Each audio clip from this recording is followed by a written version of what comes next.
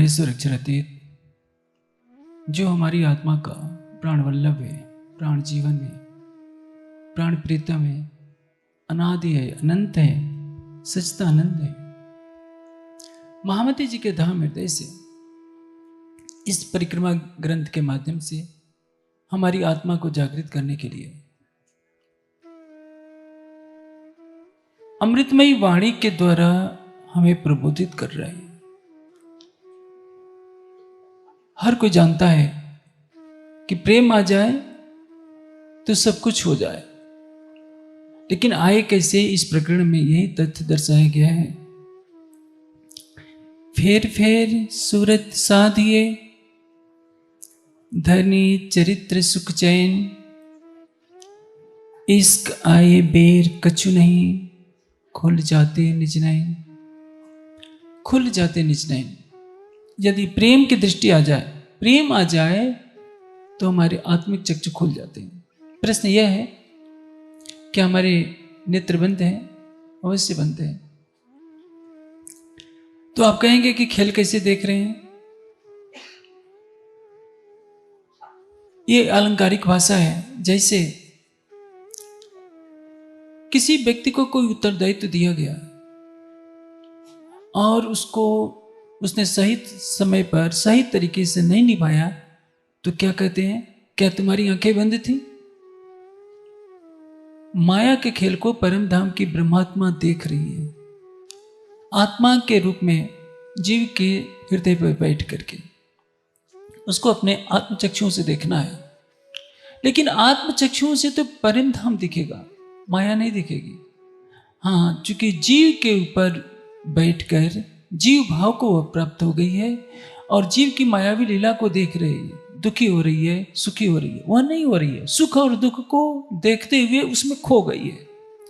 आत्मा तक न सुख पहुंच सकता है न दुख पहुंच सकता, क्योंकि सुख अंतःकरण का विषय है, आत्मा का विषय केवल आनंद। हमें जो सुख सुविधाएं मिलती हैं उसका अनुभव मन करता है। मन इंद्रियों के सुखों को जीव तक पहुंचाता है और अंतःकरण आनंदित होता रहता है। आत्मा या चैतन्य जीव कूटस्थ रूप से दृष्टा है। आत्मा भी दृष्टा है, जीव भी अपने मूल स्वरूप में दृष्टा है। सुख दुख इच्छा द्वेष का ये लक्षण अंतःकरण का है। विकार किसमें होते हैं? मेरी बातें कुछ अजीब सी लग रही होगी। विकार जीव के अंतःकरण में होते हैं, जीव के मूल स्वरूप में विकार नहीं होता। हीरे को आप कीचड़ में लपेट देंगे तो कीचड़ हीरे के ऊपर लिपटा रहेगा और उस कीचड़ के कारण उसका कोई मूल्य नहीं होता। लेकिन कीचड़ में इतनी सामर्थ्य नहीं होती है कि हीरे का छेदन करके उसके अंदर पहुंच जाए। उसी तरह से इस संसार में अच्छे बुरे जो कुछ कार्य जीव करता है, उसका अनुभव स्थल केवल अंतःकरण है। क्योंकि वासनाएं किस में होती हैं? वासनाओं के संस्कार चित्त में होते हैं। मन संकल्प विकल्प करता है, बुद्धि विवेचना करती है और अहंकार जीव का शरीर का अहंग लेता है कि मैं यह हूं, मैं ये हूं। यहां से विषय वासना का, संसार के सुखों का खेल प्रारंभ हो जाता है। लेकिन कुटस्थ होकर के दृष्टा देखता रहता है। जैसे एक रथी है, रथ पर बैठा है, इंद्रियां घोड़े हैं, बुद्धि लगाम है और सारथी मन जो है सारथी है और बुद्धि उसकी लगाम है। यदि उसने लगाम थोड़ी सी ढीली कर दी तो इंद्रियां नियंत्रण से बाहर हो जाती है और परिणाम क्या होता है? रथ पर जो सारथी बैठा होता, रथ पर जो रथी बैठा होता है वो गड्ढे में गिर जाता है। बस यही कहानी है। लेकिन भूल किसने की? मन और बुद्धि के द्वारा भूल हुई। इंद्रियों को खुला छोड़ दिया गया। जितने उसने विषयों का भोग किया वो संस्कार चित्त में समाहित होते गए। लेकिन दोषी कौन माना जाता है? रथी माना जाता है, दोषी जीव को माना जाता है। उसी तरह से आत्मा जीव के ऊपर बैठकर खेल को देख रही है। बिहारी जी का जीव अपराध कर रहा है, लेकिन जीव के ऊपर उनका अंतःकरण दोषी है। आत्मा तो बिहारी जी के जीव पर बैठकर बिहारी जी के द्वारा किए हुए क्रियाकलापों को देख रही है। सकुमार की आत्मा औरंगजेब के तन पर बैठ गई है औरंगजेब का हृदय बहुत क्रूर है, किसी की भी हत्या कराने में उसको जरा भी दया नहीं आती, चाहे गुरु तेग बहादुर की हत्या हो या अन्य जितने भी औरंगजेब के शिकंजे में आए। एक बार शिवाजी भी मुश्किल से अपनी प्राण रक्षा कर पाए थे, और उसी तरह से न जाने कितने सूफी फकीरों को भी उसने फांसी पर लटकवा दिया, कितने मंदिरों को तोड़वा दिया। तो इसमें अपराधी कौन है? क्या सकुमार की आत्मा अपराधी है? सकुमार की आत्मा तो खेल की दृष्टा है। अपराधी है औरंगजेब का जीव, लेकिन उससे भी बड़ा अपराधी है वह अंतःकरण उसका, जिसमें न जाने क्रूरता के संस्कार कहां से आ गए हैं। जब सकुमार की आत्मा अंत में जगेगी तो अपनी लीला दिखाएगी। सकुमार का वह जीव औरंगजेब जैसा नहीं होगा, क्योंकि जागृत होने के लिए औरंगजेब जैसे जीव का तो परित्याग करना ही पड़ेगा। उसमें इश्क का भी रस होगा, इल्म का भी रस होगा। और जब मोहम्मद के द्वारा रचित मोहम्मद की वितक जो 72 माज्जे कहलाती है, उसके अंतिम 4 प्रकरणों में यह तथ्य दर्शाया गया है कि जैसे आकाश से पानी की बूंदें गिरती हैं, वैसे ही जब जागने का प्रवाह चले तो समझ लेना कि सकुमार की आत्मा जग गई है। तो मैं ये कह रहा था कि देखिए बिहारी जी की आत्मा ने कैसा किया। दोषी किसको कह दिया जाता है? हंसी किस पर होनी है? आत्मा पर हंसी होनी है। यहां कहा गया है, इस गाय बेर कछु नहीं खुल जाते निज नैन। बिहारी जी की आत्मा में उस समय इश्क नहीं आया। पर आत्म क्या है? इश्क का स्वरूप है। पर आत्म में इश्क लबालब भरा है। निस्बत के सागर के प्रकरण की अंतिम चौपाई है, श्री मोहम्मद कहे मोमिनो ये निस्बत इश्क सागर, ये निस्बत इश्क सागर, जहां निस्बत जित निस्बत तित सब, जहां निस्बत है वहां इश्क का सागर है। पर आत्म के तनों में उतना ही इश्क है जितना इश्क राज्य के दिल में है, क्योंकि वहदत है, एकत्व है। यदि घट बढ़ हो जाती तो परम धाम में ही निर्णय हो जाता, तुम्हारे अंदर इश्क कम है, हमारे अंदर इश्क ज्यादा है। लेकिन क्या है? एकत्व में सबका इश्क बराबर है, सबकी शोभा बराबर है, सबका आनंद बराबर है। घट और बढ़ नाम की कल्पना ही नहीं होती। लेकिन इस खेल में आए हैं तो सबके जीव के स्वभाव अलग अलग है। कोई रजोगुणी है, कोई तमोगुणी है, कोई सतोगुणी है। और इसको संतुलित कैसे किया जा सकता है? इसीलिए तो पृथ्वी को कर्मभूमि माना गया है। इस जागने के खेल में आप देखेंगे 5000 की जमात पन्ना जी में आती है, उसमें 500 ब्रह्म सृष्टि है। क़यामतनामा में कहा गया है 500 जुलजुलाहटू, अर्थात परम धाम की 500 ब्रह्मात्माएं 5000 की जमात में थी। विश्वास करीने दौड़ सी जे तारतम का फल ले सी थे। जिसके हृदय में जितना विश्वास रहा, जितना समर्पण रहा, जितना प्रेम रहा, उसने उसके अनुसार ही राज्य का सुख लिया। जीव सृष्टि साथ में भी थी, लेकिन वो राज्य के सुख से पूर्ण उतना लाभ नहीं ले पाई जितना कि लेना चाहिए था। अब इस छठे दिन की लीला में राज्य कहीं नहीं गए हैं। वितक में क्या कहा है? महाराजा जी सो कहिया एक देखा तो तुम तिस वास्ते सेवा साथ की सौंप चलते हैं। महामती जी के धाम हृदय में विराजमान है। हर ब्रह्मात्मा को एक अवसर दे रहे हैं कि वो जागनी करे, अपनी जुत की सखियों को जगाए, परम धाम की आत्माओं को परम धाम की राह दिखाए। हम सुंदर साथ तारतम ज्ञान ग्रहण कर लेते हैं, तारतम का चिंतन भी करते हैं, लेकिन जब तक प्रेम नहीं आए तब तक हमारी आत्मा जागने के पथ पर कैसे दौड़ सकती है? इस प्रकरण का मूल विषय यही है। इसलिए कहते हैं फेर फेर सूरत साधिए, बार बार अपनी सुरता को साधना है। मैं आपको एक नुस्खा बताने जा रहा हूं, लेकिन मैं दावा करता हूं कि आप उस नुस्खे पर चल नहीं पाएंगे। आप कहते हैं ना कि हमारी आत्मा जागृत हो कैसे होगी, कैसे होगी? इतने साल हो गए चित्तवनी करते हुए, इतने साल हो गए वाणी पढ़ते हुए, इससे क्या हुआ?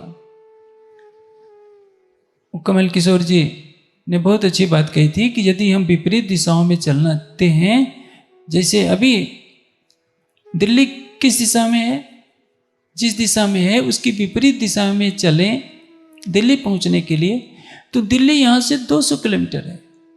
लेकिन विपरीत दिशा में जाते हैं तो पूरी पृथ्वी का चक्कर लगाकर तब दिल्ली आना पड़ेगा। यदि यदि दिल्ली उत्तर दिशा में, हमने दक्षिण दिशा में चलना प्रारंभ किया, पूरी पृथ्वी का चक्कर लगाना पड़ेगा। बस यही कहानी है। सुंदर साथ राह से भटक जाता है। उस मूल स्वरूप की शोभा को हृदय में कैसे बसाना है, कैसे अपनी आत्मा को जागृत करना है, आज का विषय वही है कि पल भर में पाव पलक में जगे। श्रृंगार की एक चौपाई आती है,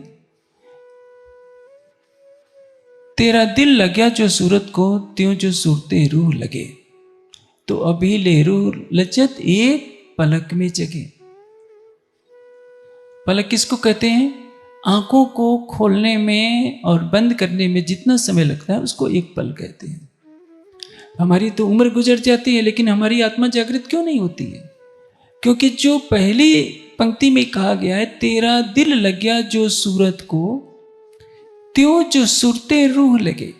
हमारा दिल राज्य की शोभा को देख रहा है, लेकिन आत्मा नहीं देख रही है।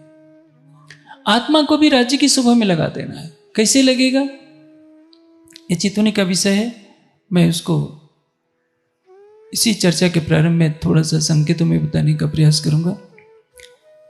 फेर फेर सूरत साधिए, धनी चरित्र सुख चैन, प्रीतम की लीलाओं में और उन लीलाओं से जिसमें सुख चैन होता है। सुख और चैन दो शब्द हैं। आनंद और आनंद की अनुभूति जिसको कहते हैं आराम।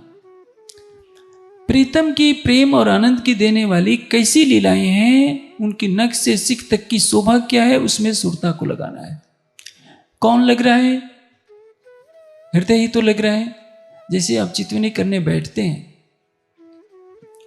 तो आपने पूरी चर्चनी याद कर ली है, राज्य का नख से सिख तक याद कर लिया है। वह ज्ञान क्या है? आपके अंतःकरण में है। आपकी बुद्धि ने आपके मस्तिष्क तक पहुंचा दिया। आप धारा पुरा चौपैया बोल रहे हैं, लेकिन आपको पता नहीं है कि राज्य श्यामा जी के नख से सिख तक की शोभा कैसी है। आप हौज कोसर का पूरा वर्णन कर देते हैं, चर्चनी पूरी रट रखी है, तो क्या होगा? लगेगा कि हाँ, सुनने वाला तो समझेगा कि सचमुच आपने देखा है। आपसे अकेले में कोई पूछता है कि जो आप वर्णन सुना रहे थे क्या सचमुच में देखा है, तो आप क्या कहेंगे?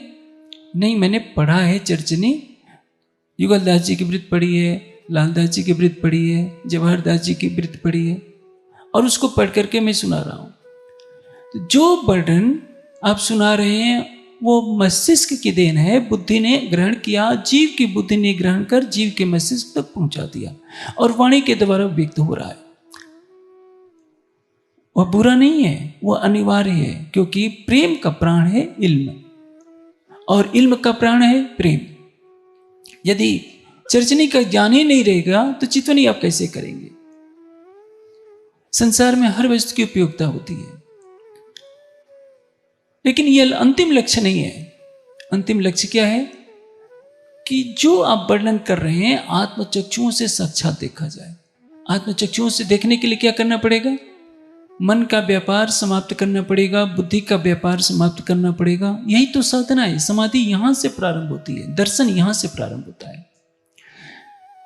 देखिए, जप जो है साधक भी है, बाधक भी है। किस प्रसंग में कौन सी वस्तु का उपयोग करना है यह देखना होता है। जैसे आपको तेज बुखार है, डॉक्टर ने कहा कि सवेरे एक गोली खानी है पैरासीटामोल की, शाम को एक खानी है। आपने सोचा कि 2 बार खाएंगे तो 24 बहुत समय लग जाएगा, क्यों नहीं दोनों समय की खुराक एक बार ही खा लेते। उसका परिणाम क्या होगा?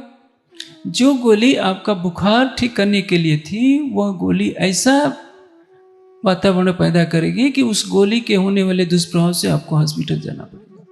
यही कहानी है हमारी। हम सोचते हैं कि केवल वही सर्वोपरि है तो उसी में डूब जाते हैं। मंजिल आपकी कहीं और है। जो सूरत दिल देखत त्यो रूह जो देखे सूरत। हमारा दिल तो राज्य को देखने लगा है। हम चितवनी करते हैं तो जो ज्ञान हमारे अंदर विराजमान है उसके अनुसार हम राज्य की शोभा श्रृंगार में धारणा करते हैं। धारणा क्या अर्थ क्या है? चित्त के वृत्तियों को उस शोभा में लगाना। लेकिन ये मन तो चंचल है, चित्त का में संस्कार निहित है। पुराने जन्मों के जो संस्कार हैं सारे उभरने लगते हैं।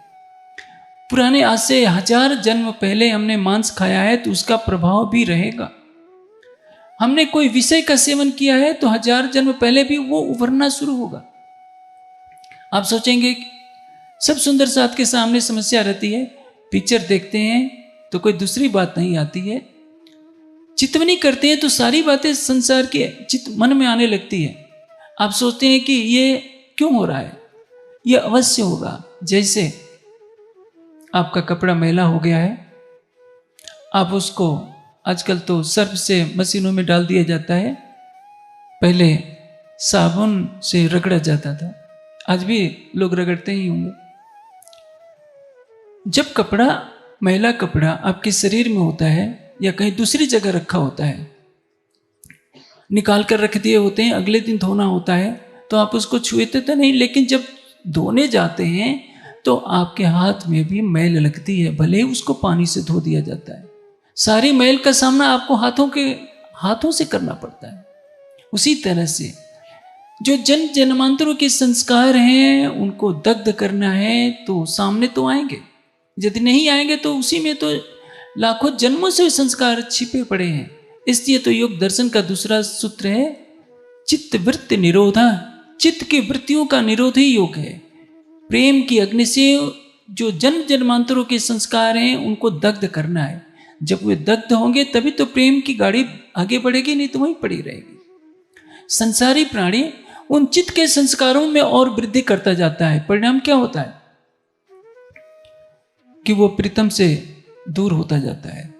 जैसे जप की प्रक्रिया है, संसार को भूलने के लिए पहले जप आवश्यक है, लेकिन जब आप चितवनी में डूबेंगे तो जप बंद होना जरूरी है, क्योंकि जप चलता रहेगा तो चितवनी लग नहीं सकती। संगीत किस लिए बनाया गया है?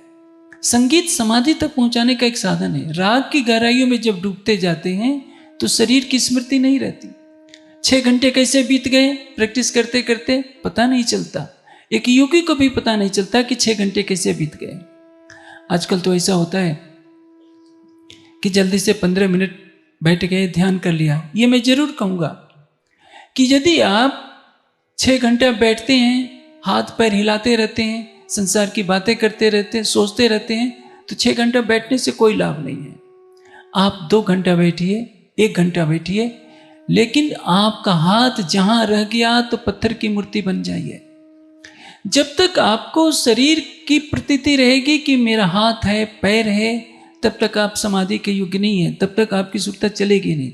क्योंकि चितवनी के समय जरा सा आभास हुआ कि मैं हूं, तो ये मैं का बंधन आ गया। आपको परात्म के स्वरूप में चलना है, जो मूल स्वरूप है अपने चाको कहिए परात्म। वाणी कह रही है कि सो परात्म संग लेके मिलसिए संग सम। परात्म का श्रृंगार करके आपको राज्य को देखना है। आप जैसे आप चितवनी कर रहे हैं, कभी इधर खुदा रहे हैं, कभी उधर खुजलाहट कर रहे हैं, कभी ऐसे बैठ के, तो क्या होगा? आपके मन में चल रहा है कि ऐसे बैठ जाऊं, ऐसे बैठ जाऊं। शुरू से ही प्रयास कीजिए। 1 घंटा बैठिए बिना हिले डुले। अचलत्वम सापेक्ष, अपेक्षाकृत अचल होना आवश्यक है। पर्वत अचल होता है, लेकिन ऐसा नहीं है कि यदि हठ योगी की तरह बैठ गए अकड़ करके, मन भाग रहा है। बाह्य शरीर तो स्थिर है, जो सूक्ष्म शरीर है, जो कारण शरीर है, जिसका अंग है मन चित्त बुद्धि अहंकार, उसमें क्रिया चल रही है। आप रहस्यमय जप कर रहे हैं, ठीक है, लेकिन इसको भी बंद कर दीजिए। आप संगीत के स्वरों में वाणी की चौपाई गुनगुना रहे हैं, बहुत अच्छा होता है। मैं आपको एक दृष्टांत से समझाता हूं। आपका कोई बहुत कई वर्षों से बिछड़ा हुआ प्रेमी मिल जाए, मित्र हो, भाई हो, बहन हो, पति हो, पत्नी हो, कोई भी रिश्ता जिसे आपको लगा हुआ है।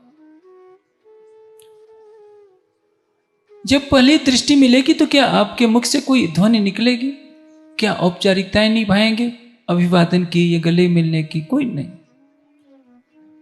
उसमें बुद्धि कुंठित हो जाती है, बुद्धि निष्क्रिय हो जाएगी, मन भी निष्क्रिय नहीं रहेगा, केवल नेत्र मिलेंगे और नेत्रों की भाषा मुख होती है, नेत्रों से ही सब कुछ हो जाएगा।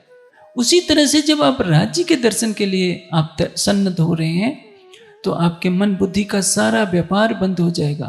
न गुनगुना सकते हैं, न निज नाम श्री जी साहब कहेंगे, न निज नाम श्री कृष्ण जी कहेंगे, न राज श्यामा जी कहेंगे, कुछ नहीं होगा। ये तो प्राथमिक कक्षा है। चितवनी का अर्थ क्या होता है कि आत्मदृष्टि से साक्षात देखना, उसमें मन चित्त बुद्धि का कोई योग नहीं होना चाहिए। सुंदर साहब तो सोचते हैं कि हम तो चलते फिरते चितवनी कर लेते हैं।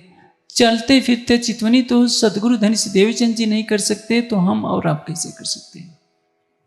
आपको अभी तक का वो प्रसंग याद होगा, जब श्री देवचंद जी की सुरता अखंड ब्रज में पहुंच गई है, घुगनी का प्रसाद खाने के लिए जैसे वो नीचे हाथ करते हैं, हाथ धरती से टकराता है, उनकी सुरता टूट जाती है और जो दर्शन हो रहा होता है, दर्शन की लीला बंद हो जाती है। जब केवल हाथ के टकराने मात्र से देवचंद जी को दर्शन नहीं होता है, तो आप चलते फिरते चितवनी कैसे कर सकते हैं, कैसे राज्य का दर्शन कर सकते हैं। इसलिए बार बार कह रहे हैं, फेर फेर सूरत साधी है। फेर फेर क्यों कहा गया? जब आप चितवनी करते हैं तो आपकी सुरता टूटेगी, स्वाभाविक है। यदि सुरता लग गई पहले ही बैठक में, तब तो आसानी से परमहंस हो जाएगी। हाँ, यदि आपका मन इतना शांत हो गया कि सुई की नोक के आगे भी स्थिर रूप से बना रहता है, जैसे जो ऊंचे स्तर के योगी होते हैं वो क्या करते हैं, दीप शिखा की लौ पर अपने मन को एकाग्र करते हैं, पुनः उसको सूक्ष्म करते हैं, और जिसका मन चंचल होता है, भागता रहता है, तरह तरह के विचार आते रहते हैं। मैं मन को शांत करने के लिए कहता हूं कि सुंदर साची, आपको सात्विक आहार लेना पड़ेगा, आपको सात्विक वातावरण में रहना पड़ेगा। जब तक रज और तम के संस्कार नहीं हटेंगे, रज और तम की प्रवृत्ति नहीं बनेगी, सात्विक अवस्था नहीं आएगी, तब तक चितवनी नहीं लग सकती है। लेकिन सुंदर साथ तो आप देखिए, ज्ञानपीठ के भोजनालय में काली चाय नहीं मिलती है तो कितने सुंदर साथ व्याकुल होकर के भाग जाते हैं। उनके लिए भी इस बार स्टॉल लगाना पड़ा है। चलिए भाई, बाहर मत भागिए, समय मत बर्बाद कीजिए, आपको काली चाय मिल जाएगी। काली चाय तो आपको थोड़ी देर के लिए ऐसा लगता है संतोष दिला देगी, लेकिन चितवनी में बैठेंगे तो ये काली चाय, ये लहसुन और प्याज के पकोड़े, तीखी मिर्चें आपके मन को तेजी से घुमाती रहेंगी। आप सबको बताया करेंगे कि देखिए मैं 2-2 घंटा बैठता हूँ, लेकिन उस 2 घंटे बैठने से कोई लाभ नहीं होगा। वो 2 घंटे बैठने से आधे घंटे यदि बिना हिले डुले एकाग्र मन से कर लेते हैं तो परिणाम क्या होगा? एक शर्त रख दी है, पाव पलक में जगे। जो सूरत दिल देखत त्योरू, जो देखे सूरत तो अभी लेहरू लज्जत पाव पलक में जगे। एक पल पाव पलक में जगे, एक पल के चौथाई हिस्से में जागनी हो जाएगी, एक पल के चौथाई हिस्से में राज्य का दीदार होगा। लेकिन जो जैसा दिल सूरता को देख रहा है, सूरत को देख रहा है, युगल स्वरूप की सूरत यानी शोभा को जैसा दिल देख रहा है, जो हमने पढ़ा है सुना है, उसी तरह से आत्मा देखने लगे। लेकिन आत्मा कब देखेगी?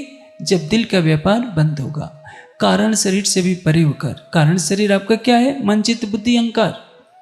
इससे परे होकर जब आत्म तत्व के धरातल पर आप आत्मिक दृश्य राज्य को देखेंगे पर आत्म के श्रृंगार में, तो एक पल के चौथाई हिस्से में ही राज्य का दीदार हो जाएगा। अन्यथा आप लाखों साल जप करते रहिए, पूजा पाठ करते रहिए, दीदार होने वाला नहीं है। ये मैं अपनी तरफ से नहीं कह रहा हूँ, ये तारतम वाणी कह रही है, ये योग दर्शन का सिद्धांत है। तुलसीदास, ये कबीर जी ने एक बहुत ऊंची बात कही है, शरीर स्थिर हो जाए, तन स्थिर, मन स्थिर, पवन स्थिर, प्राण स्थिर हो जाए, सूरत भी स्थिर हो जाए, निरत स्थिर होए, सूरत और निरत स्थिर हो जाए, कह कबीर ता पलक के कल्प न पावे को। एक कल्प तक अर्थात 4 अरब 32 करोड़ वर्षों तक कोई जप तप पूजा पाठ योग साधना करते रहे, हिमालय की गुफाओं में बैठा रहे, तो भी उसको बेहद मंडल का साक्षात्कार नहीं हो सकता। लेकिन सूरत निरत तन मन के स्थिर होते ही एक पल में ही दर्शन हो जाएगा। वो कसौटी है और वहां तक चलना ही तो साधना है। साधना किसको कहते हैं? साध्य को पाने के लिए जो भी प्रक्रिया आप अपनाते हैं उसको कहते हैं साधना। महामती जी की आत्मा हम सुंदर साध के हृदय में परम धाम का प्रेम भरना चाहती हैं, इसलिए सीधे निर्देश है, फेर फेर सूरत साधिए, धनी चरित्र सुख चैन, इश्क आए बेर कछु नहीं, खुल जाते निज नैन। इश्क आए बेर कछु नहीं, राज्य का प्रेम आने में कुछ भी देर नहीं लगती और हमारी आत्मिक दृष्टि खुल जाती है। जब आत्मिक दृष्टि खुल जाती है तो आप किसको देखेंगे? एक चौपाई आती है, भौं भ्रिकुटी पल पापड़, मुस्कत नीलवट केस, इनविद हक मुख निरखिए, तब खुले अंतर के पट। खुले अंतर के पट। राज्य की भौवें कैसी है? भ्रिकुटी कैसी है? आंखों की पलकें कैसी हैं? मुस्कुराते हुए मुखार बिंद पर जो बालों की शोभा आई है वो कैसी है? जब वो झलकार शोभा करने लगे हृदय में तो हमारे अंतःचक्षु खुलने लगते हैं। ऐसा लगता है कि हमारा शरीर है ही नहीं। जब तक आपको आभास होगा कि हमारा शरीर है, जब तक अपने मन चित्त बुद्धि के आधार पर आप ज्ञान का चिंतन करते रहेंगे, चौपाइयों में घूमते रहेंगे, नाम जप करते रहेंगे, तब तक आपको दीदार होने वाला नहीं है। लेकिन ऐसा नहीं है कि इसकी महत्ता नहीं है, इसकी महत्ता है उस अवस्था में जब आप संसार में डूबे रहते हैं। आप ऑफिस से आए, खेत में काम करके आए, तो अभी आप क्या था? संसार में उलझे हुए थे। इसलिए कहा जाता है कि राज्य का नाम ले लीजिए, तारतम का पाठ कर लीजिए, कोई चौपाई को मधुर भावों में डूब करके गा लीजिए, लेकिन बस यहाँ रुक जाइए।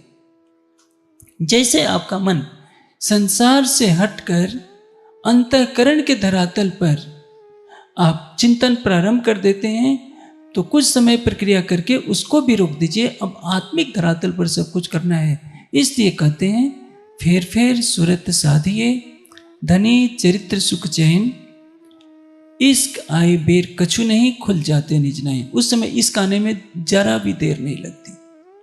फेर फेर सूरत साधिए। आप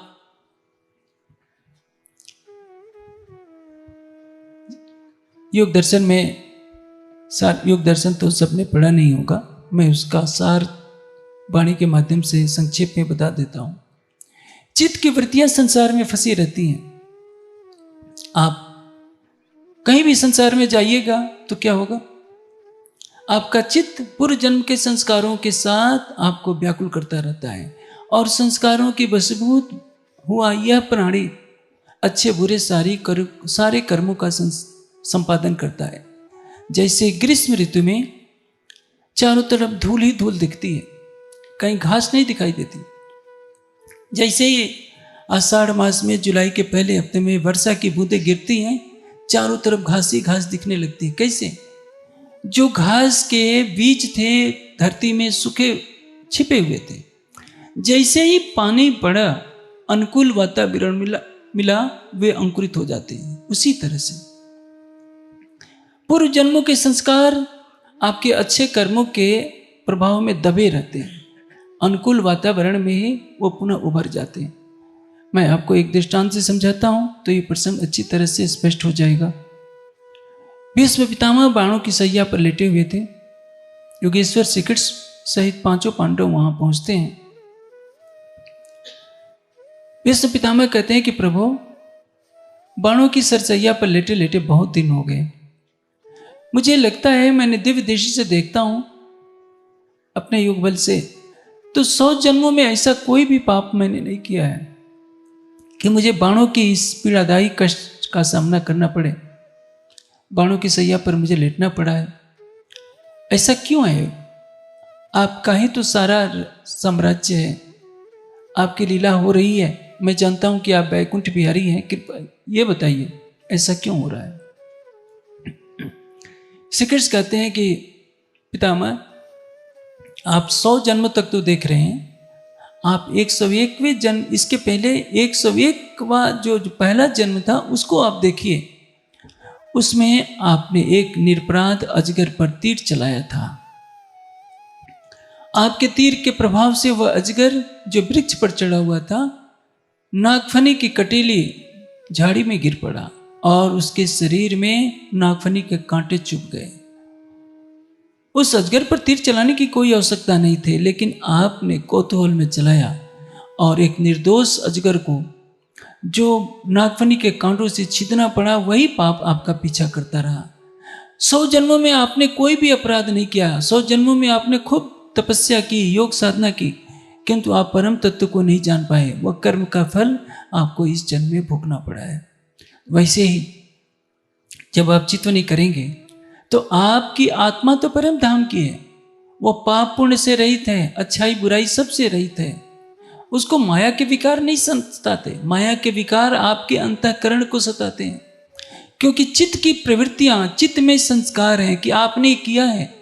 जो एक शराबी व्यक्ति होगा, अच्छे लोगों की संगति में रहेगा तो शराब नहीं पिएगा, लेकिन जैसे ही अपने अनुकूल मंडली में जाएगा शराब पीना प्रारंभ कर देता है।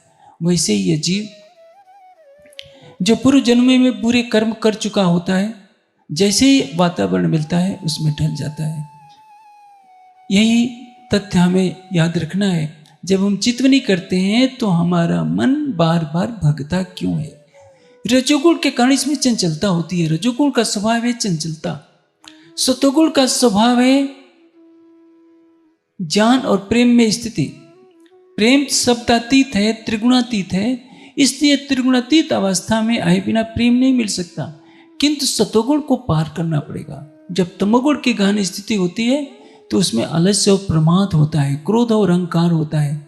न चितवनी करने की इच्छा करेगी, न वाणी का चिंतन करने की इच्छा करेगी।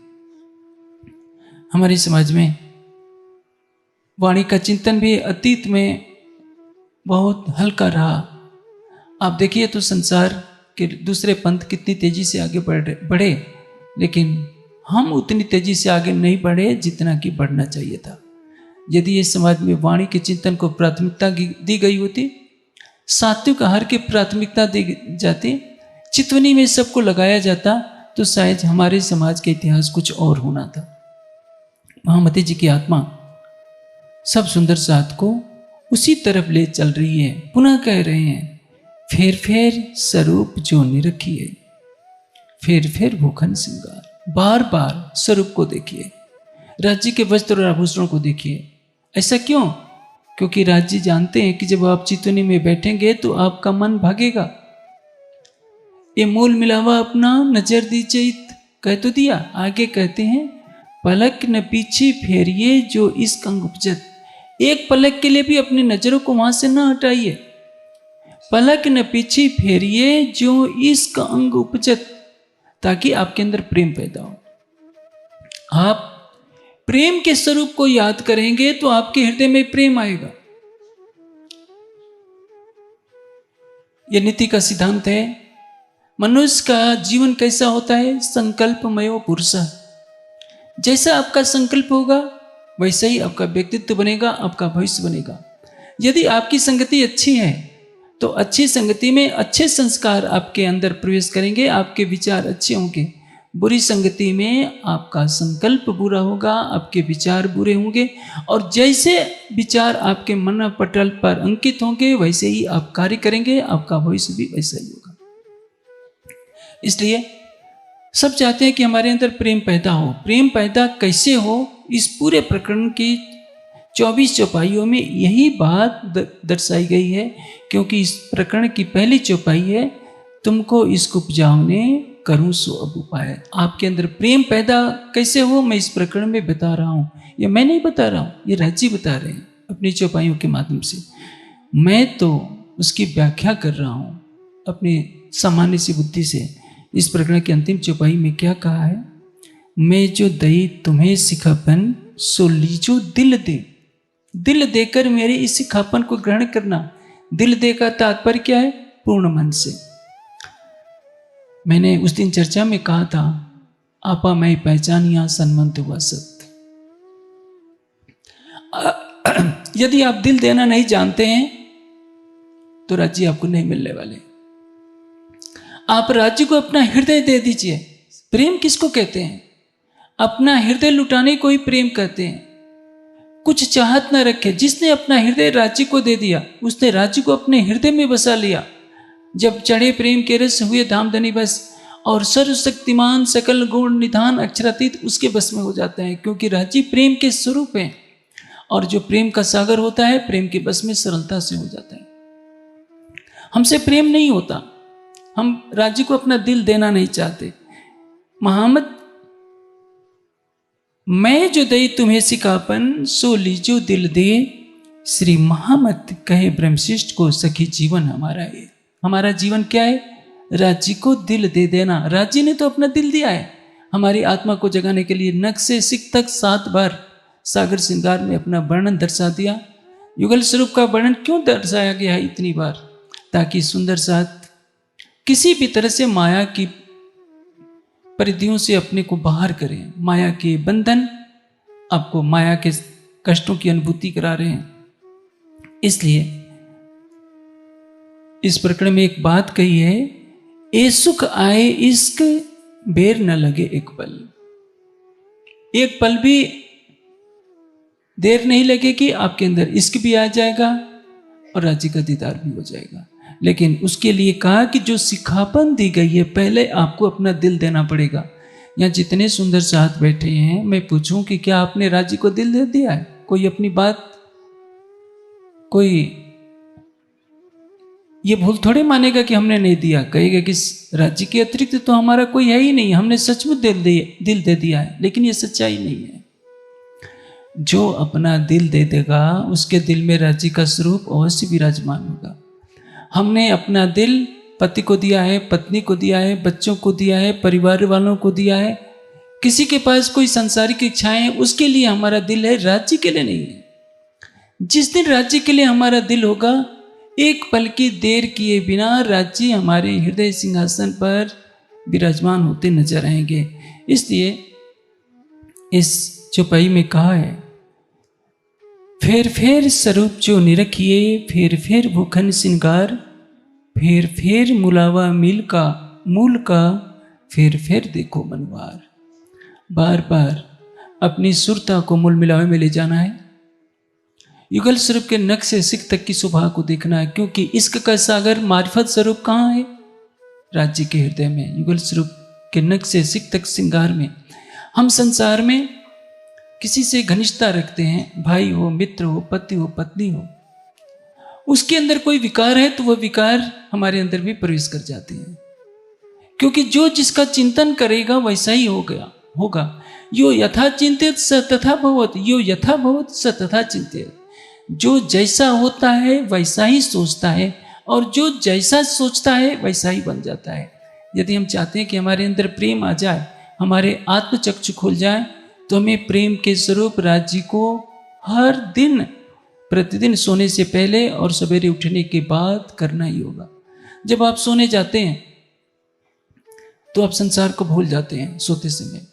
इसलिए कितना भी थके हों, 5 मिनट तो राज्य की शोभा में अपने को लगा दीजिए। राज्य को याद करके सोइए, शोभा को देख करके सोइए। जो छोटे बच्चे हों वो पाठ कर सकते हैं, लेकिन जिनकी उम्र 15 साल से है ऊपर है, उनको अब पाठ करने की आवश्यकता नहीं है। उनको केवल चित्तवनी करके युगल स्वरूप के नख से सिख तक के श्रृंगार को देखिए और सो जाइए। सवेरे उठने के बाद, चाहे विद्यार्थी हो चाहे कोई भी हो, पहला कार्य राज्य की चित्तवनी से प्रारंभ कीजिए, ताकि जो रात्रि में आपका मन शांत हो गया था, शरीर की थकान मिट गई थी, उठने के बाद यदि केवल राज्य का ध्यान करते हैं तो आप सोचिए माया के आपके हृदय से निकलने में जरा भी देर नहीं लगेगी। सुंदर साथ इस प्रक्रिया को अपनाए, देखिए उसका जीवन कितना धन धन हो जाता है। उसको लगेगा ही नहीं कि हम माया के संसार में हैं। हम जो दिनचर्या बनाए हैं वही गलत है। प्रभु आश्रित जी महाराज एक बहुत बड़े सन्यासी थे, योगी महात्मा थे। उन्होंने जानते हैं क्या कहा है कि जो लोग सवेरे 6-7 बजे के बाद ध्यान करते हैं, स्नान वगैरह करके, वे तृतीय श्रेणी के होते हैं। जो 4 बजे स्नान करके ध्यान करते हैं, ध्यान तीनों तरह कर रहे हैं, वे द्वितीय श्रेणी के होते हैं। और जो 3 बजे किसी को देखे बिना उठते ही केवल ध्यान में बैठ जाते हैं, वे इस संसार के होते ही नहीं हैं। उनके लिए मुक्ति अनिवार्य है। तो आप सोचिए, आप सुंदर साथ जो परंपरा से चला आ रहा है उसी का बोझ उठाते रहेंगे। 5 बार तारतम पढ़ लिया, परिक्रमा कर ली, चरणामृत प्रसाद ली, ये तो बच्चों के लिए है। आज 21वीं सदी में आप चल रहे हैं, जागने की अंतिम लीला में आप चल रहे हैं। अपनी दिनचर्या को बदलिए और मैं आशा करता हूं कि सुंदर साथ मेरे निवेदन को स्वीकार करेगा। सुंदर साथ जी, आज कार्यक्रम का 5वां दिन है और इसके लिए मैं एक समाज के साथ एक आह्वान करना चाहता हूं। जब महमूद गजनवी इस देश पर हमला करता है तो देश के मंदिर को बचाने के लिए कोई आगे नहीं आता। प्राण बहुतों ने दिए। राजस्थान से होकर गुजरता है, सब वो सोचते हैं राजस्थान के राजा कि वो तो साक्षात सोमनाथ भगवान है, परमात्मा है, उनको ये यमन भला कैसे तोड़ पाएगा। सब अपनी सेना लेकर बैठे रहते हैं। पूरे राजस्थान को पार करने के बाद केवल एक वीर निकला, गोगा जहार वीर, जिसने अपने थोड़े से सैनिकों परिवार को लेकर के हमला कर दिया। कोई राजा नहीं आया, नहीं तो सारा राजस्थान यदि इकट्ठा होता तो महमूद गजनवी उधर ही हार जाता। सोमनाथ के मंदिर पर आक्रमण करता है और मैं विषयांतर नहीं होना चाहूंगा, मैं संक्षेप में बता देता हूं।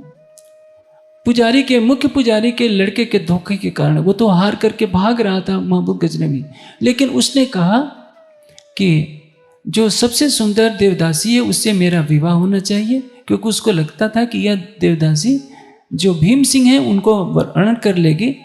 तो वो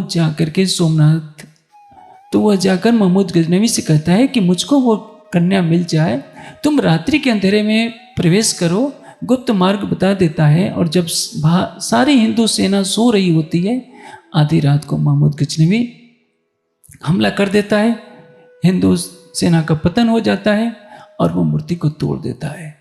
जब मूर्ति को तोड़ देता है तो 50,000 हिंदू बिलखते बिलखते मूर्ति से लिपट जाते हैं और यमन सैनिक तलवारों से काटते जाते हैं। इन भोले भाले बुद्धिमान कहे जाने वाले हिंदुओं को कौन बताए कि रो रो क्यों रहे हो, तुम भी तलवार उठाओ, दूसरे की तलवार से कटने की अपेक्षा कुछ तो प्रतिरोध करो। लेकिन उस समय कोई शिक्षा नहीं थी। 1000 पंडित थे जो श्लोक मंत्र रट करके शिवलिंग की स्तुति किया करते थे, कोई विद्वान नहीं था। और परिणाम यह हुआ, 17 बार वो आक्रमण करता है, देश को लूट लूट कर ले जाता है, लाखों बहनों को ले जाता है और एक एक दिनार में काबुल के गलियों में बेचता है। यह दुर्दशा क्यों हुई? क्योंकि इस देश में शिक्षा नहीं थी। सारी आस्था शालिग्राम शिवलिंग के पूजन में थी। याद रखिए, सोमनाथ के मंदिर के स्तंभ सोने के थे, हीरे मोती माणिक इतने थे कि न जाने कितने ऊंटों पर लाद कर ले गया। आप जो सोचते हैं कि हम केवल सुंदर सुंदर मंदिरों का 400 करोड़ के मंदिरों का निर्माण कर देंगे तो वाणी फैल जाएगी, जागनी हो जाएगी, कभी नहीं होगी। केवल वाणी का प्रचार के लिए शिक्षा को बढ़ाना आवश्यक है और इसकी शिक्षा के बढ़ाने के लिए हमें कमर कसना होगा साहित्य की तरफ, विद्वानों को, विदुषियों को तैयार करने के लिए। आज मानिक भाई हमारे बीच में उपस्थित नहीं हो पाए। ऐसा व्यक्तित्व कभी कभी पैदा होता है। 79 वर्ष की अवस्था है, उनके कमर में दर्द है। वो भी फोन पर रो रहे थे कि मैं किसी भी तरह से आना चाहता हूं लेकिन शरीर स्वीकृति नहीं दे रहा है।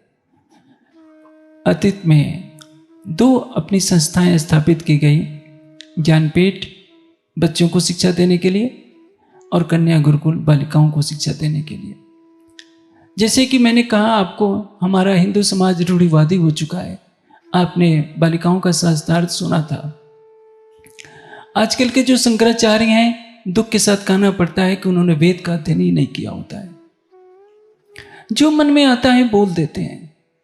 उनको पता ही नहीं है बेचारों को कि वेद में लिखा क्या है। ये मैं कड़वा सच बोल रहा हूं। वेदों का पाठ तो कुछ अंशों का करते हैं केवल पूजा पाठ के लिए, वेद का चिंतन वहां भी नहीं है। इसलिए कह देते हैं कोई स्त्री को वेद पढ़ने का अधिकार नहीं है, व्यास गद्दी पर बैठने का अधिकार नहीं है, गायत्री मंत्र का जप करने का अधिकार नहीं है, एक शोध संस्थान के सदस्य थे। जब मैं पिछले साल सिक्किम में था तो मुझे यूट्यूब पर दिखाया था, मीरा ने, उसमें था, वो सज्जन बोल रहे थे कि स्त्री यज्ञ पवित्र नहीं पहनती है, इसलिए उसको ओम का भी उच्चारण करने का अधिकार नहीं है। मैं सिर पकड़कर बैठ गया कि देश गुलाम बना है ऐसे ही लोगों के कारण, जो सबको रोकते हैं कि तुम ओम का उच्चारण नहीं कर सकते तो क्या करें, रावण का उच्चारण करें। इसलिए मैं कहता हूं सुंदर साहब जी, वाणी को फैलाना है, शिक्षा को बढ़ाना पड़ेगा। मैं मानिक भाई की बात कर रहा था, जो बालिकाओं का गुरुकुल बन रहा है उसमें सारी जमीन की सेवा उनकी है, लेकिन उनकी शर्त थी कि इस बात को कभी आउट न किया जाए। उनका प्रण है कि इस वैशाख में जो बाईजीराव जी का जन्मदिन था, जो महोत्सव मनाया जाता है बाईजीराव जी का वैशाख महीने में, शायद उस समय तक उनका लक्ष्य है कि गुरुकुल का उद्घाटन होना चाहिए। पूरे ट्रस्ट में मानिक भाई ऐसे व्यक्तित्व हैं जिनसे मैंने कभी खुल करके कभी कह देता हूं कि मानिक भाई जी इतनी सेवा की आवश्यकता है, और जो मैंने कहा है मानिक भाई के लिए वे अंतिम निर्णय होता है। ऐसा समर्पित व्यक्ति मुझे देखने में नहीं आया। यदि सारा संसार एक तरफ हो जाए तो मानिक भाई को मेरे ऊपर श्रद्धा रहती है। मैं भी प्रयास करता हूं कि उनकी इच्छा राज्य पूरी करें, लेकिन कुछ भी लक्ष्य में कठिनाई तो आती ही है। ज्ञानपीठ की अपनी योजनाएं हैं। आने वाले समय में ज्ञानपीठ को बहुत तेजी से कार्य करना है। हमारा लक्ष्य है उच्च शिक्षण संस्था का निर्माण करना, जिसमें सैकड़ों विद्वान एक साथ तैयार हो, उन्हें उचित प्रशिक्षण मिले, लेकिन अर्थाभाव से कुछ नहीं होता। एक चीज मैं बताना चाहता हूँ, सुंदर साथ को जब सेवा के लिए कहा जाता है तो घरेलू खर्चे का एहसास तो सबको ही है। सुंदर साथ कई बहाना भी बनाते हैं। हाँ, शादी विवाह में किसी को मना भी कीजिए कि इतनी फिजूल खर्ची मत करो तो वो अपना गौरव समझता है। 50 लाख पानी में फेंक देना किसी को दर्द नहीं होता। संगे संबंधी रिश्तेदारों को अच्छे अच्छे भोज्य पदार्थ खिलाना सब गौरव की बात मानी जाती है। लेकिन याद रखिए, आपके समाज में यदि शिक्षा नहीं रहेगी तो इस देश का क्या हाल होगा? वही सोमनाथ के मंदिर जैसे सब कुछ लुटवाने जैसा हाल होगा। 300 वर्षों में बालिकाओं की शिक्षा के लिए हमारे समाज में कुछ नहीं किया गया। आप जानते हैं, आर्य समाज में जाइए, एक से एक विदुषियां विद्वान है उनमें, चारों वेदों की, एक दो वेद नहीं, उन्होंने चारों वेद पढ़े हैं, 6 अंग पढ़े हैं। उनके सामने तो शंकराचार्य, मैं दावे के साथ कहता हूं, आर्य समाज के पुरुषों का मुकाबला तो दूर की बात है, आर्य समाज की विदुषी स्त्रियों का मुकाबला करने में चारों शंकराचार्य भी समर्थ नहीं है। ये कड़वी सच्चाई है, क्योंकि आर्य समाज ने अपनी सारी शक्ति शिक्षा में लगाई है। हमने सारी शक्ति मंदिरों को चमकाने में लगाई है, टाइलें लगाने में लगाई है, फर्श में लगाया है। इसलिए सुंदर साथ के लिए मैं एक सरल तरीका बताता हूं और उससे आप सेवा भी कर सकेंगे। देखिए, यदि 1000 सुंदर साथ, मुसलमान क्या करते हैं? अपनी आय का 2.5% देते हैं। मैं कहता हूं आप 2.5% मत दीजिए, 1% दीजिए। जिसके घर 1 लाख की मासिक आमदनी है उसके लिए 1000 1% होता है। अधिकतर घर हैं जिनके घर 1 लाख की आमदनी है, किसी के अंदर 50,000 की आमदनी है। ये तो शहरों का हिसाब है, सर्विस वालों का हिसाब है। जो कृषि करते हैं उनके घरों में संभवतः इतनी आमदनी तो नहीं हो पाती है। लेकिन मैं एक सरल तरीका बताता हूं सब सुंदर साथ से। यदि 1000 सुंदर साथ हर महीने 1,000 रुपये दोनों संस्थाओं के लिए जमा करते हैं तो जानते हैं साल में कितना होगा? 1,20,00,000 रुपये होगा। और शहरों में रहने वाले तो अधिकतर घरों में, गुजरात में तो बहनें अपने हाथों से ज़्यादा काम कर लेती हैं। उत्तर भारत में तो किसी घर में 2 बाइयाँ हैं, किसी घर में 3 बाइयाँ हैं, और एक बाई 2,000-3,000 से कम में नहीं होती। दिल्ली जैसे शहरों में तो 5,000-6,000 रुपये को बाइयों को देते हैं सुंदर साथ, लेकिन राज्य के नाम पर वो 1,000 देने में भी बोझ महसूस होता है। क्यों? क्योंकि हमारे अंदर समर्पण की भावना की कमी है। हम महान लक्ष्य की तरफ केंद्रित नहीं होना चाहते हैं। एक बात मैं बताऊं, जब महमूद गजनवी ने आक्रमण किया था पंजाब के राजा आनंदपाल पर, जयपाल को तो पहले हरा दिया था, जयपाल का बेटा था आनंदपाल। उसमें पूरे देश की बहनों ने अपने गहनों को गिरवी रख दिया था और छोटे छोटे राजकुमारों ने भी उस युद्ध में भाग लिया था। महमूद गजनवी हार कर भागने वाला था कि आनंदपाल का हाथी बिगड़ गया। सबने त्याग किया था, लेकिन इस देश में कोई चाणक्य के बाद चाणक्य जैसा विद्वान नहीं पैदा हुआ जो उन राजाओं को बताता कि इस नीति से युद्ध करो। इसका परिणाम क्या हुआ? धन तो बहुत लगाया गया, सेना भी बहुत ज्यादा थी। महमूद गजनवी से ज्यादा सेना थी हिंदुओं की, लेकिन सारे हार कर भाग गए और महमूद गजनवी जी भर कर लूटा। यदि विद्वानों से धरती रहित हो जाएगी तो ये सोने के महल भी नहीं बचेंगे। मैं सब सुंदर साथ से आग्रह करता हूं कि यदि 500 सुंदर साथ हों, 1000 महीने दे तो भी 60 लाख होता है, या 1000 सुंदर साथ हो 500 रुपया दे तो भी 60 लाख होता है। यदि 1000 सुंदर साथ हर महीने 1000 देते हैं तो 1,20,00,000 होता है। और मैं समझता हूं यदि सुंदर साथ दृढ़ संकल्प कर ले केवल 1 वर्ष के लिए कि हमें 1,000 रुपया देना है, तो जो सुंदर साथ 1,00,000 रुपये ज्ञानपीठ की सेवा करते हैं या 50,000 करते हैं, वो उसको 60,000 बढ़ा दें, वो 5 को गोद ले ले, और जो 1,00,000 देते हैं 1,20,000 उसको बढ़ा दे, 10 को गोद ले ले। इसलिए जिसकी जो सामर्थ्य हो 2 को गोद ले, 5 को ले, 10 को गोद ले, और इस तरह से यदि 1,000 की संख्या पूरी हो जाती है तो मैं समझता हूँ आने वाले 1 वर्षों में ज्ञानपीठ का भी लक्ष्य पूरा हो जाएगा और कन्या गुरुकुल का भी लक्ष्य पूरा हो जाएगा। मैं सुंदर साथ से आग्रह करता हूँ कि जब आप बच्चे का, पोते का जन्मदिन मनाते हैं तो कैसे पानी की तरह पैसा फेंकते हैं? किसको खिलाते हैं? रिश्तेदारों को खिलाते हैं। उनको अच्छे अच्छे भोजन खिलाने से कुछ नहीं मिलने वाला है। आप जो बड़े बड़े भंडारे करते हैं उसमें कुछ लाभ नहीं होता है। आप ज्ञान की संपदा को सुरक्षित रखेंगे। यह ज्ञान कोई संसार का ज्ञान नहीं है, ये परम धाम का ज्ञान है। हके इलम ऐसा दिया जो 14 तब को ना, और ना ही नूर मकान में सो दिया मुझे सपने मान। इसलिए महान लक्ष्य के लिए आप अपने को समर्पित कीजिए। यदि आप 1,00,000 रुपये कमाते हैं, 50,000 कमाते हैं, तो 1,000 रुपये उसमें से राज्य के लिए निकालना बहुत छोटी सेवा है। क्रिश्चियन स्वामीनारायण मत वाले तो 10% निकालते हैं। मैं तो सुंदर साथ से कहता हूँ केवल 1% तो दीजिए, और 1 वर्ष के लिए दीजिए, तो हमारा कन्याओं का गुरुकुल सरलता से तैयार हो सकता है। ज्ञानपीठ में जो योजनाएं हैं ज्ञानपीठ को आगे बढ़ाने के लिए, ताकि जितनी तेजी से मैं सोच रहा हूँ समाज का सहयोग नहीं है क्योंकि हमारी संख्या कम है। यदि समाज का सहयोग होता तो अब तक 18 वर्षों में तो ज्ञानपीठ में विश्वविद्यालय चल रहा होता। हमारी तो अभी छोटी सी संस्था है जिसमें लगभग 35 के आसपास बच्चे हैं। इससे क्या होगा? ये तो ऊँट के मुंह में जीरे की तरह है। मुझे 10 विद्वानों के तैयार होने से कोई खुशी नहीं है। मैं तो सैकड़ों की संख्या देखना चाहता हूँ, लेकिन एक सोए हुए समाज से क्या आशा की जाए? जो समाज सोया हुआ है उससे कहना कि दौड़ो और युद्ध में विजय प्राप्त करो, ये तो संभव नहीं होता। इसलिए अपनी पुरानी भूलों को छोड़िए।